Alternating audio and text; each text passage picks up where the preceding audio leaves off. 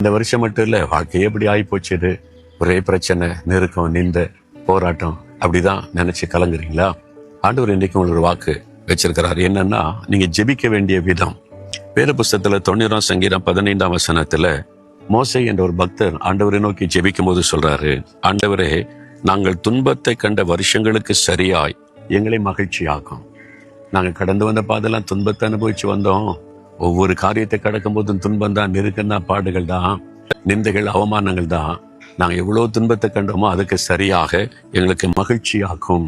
இதுவரை ஒரு மகிழ்ச்சியே இல்லை, அப்படியே துக்கத்திலே கடந்து வந்துட்டோம். இனிமையாவது எங்க வாழ்க்கையை மகிழ்ச்சியாக்கும் அப்படின்னு ஒரு அழகான ஜெபம் செய்கிறார். உங்க வாழ்க்கையில செய்வார். இதுவரை நீங்க கடந்து வந்த பாதை வனாந்திர பாதையா இருக்கலாம், கரடு முரடான பாதை, ஆபத்தான பாதை, ஒவ்வொரு நாளும் போராட்டம், நெருக்கம், அவ்வளவுதான். இதுதான் வாழ்க்கையா நினைக்கிறீங்களா? இல்ல, மகிழ்ச்சியின் நாட்கள் உங்களுக்கு வருகிறது. நீங்க இந்த ஜெபத்தை ஏறிடுங்க. துன்பத்தை கண்ட நாட்களுக்கு சரியாய் மகிழ்ச்சியாக்கும். ஆண்டவர் செய்தார். மோசேயுடைய ஜெபத்துக்கு பதில் கொடுத்தார். நீங்க ஜெபிக்கும் போது உங்களுக்கும் அப்படி செய்வார். இனி ஒரு நாட்கள் மகிழ்ச்சியா இருக்கும், சந்தோஷமா இருக்கும், இன்பமா இருக்கும். நீங்க அதை பார்க்க போகிறீங்க.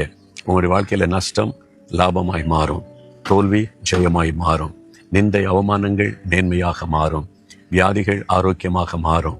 துன்பத்தை கண்ட வருஷங்களுக்கு சரியாய் மகிழ்ச்சி உண்டாகும்.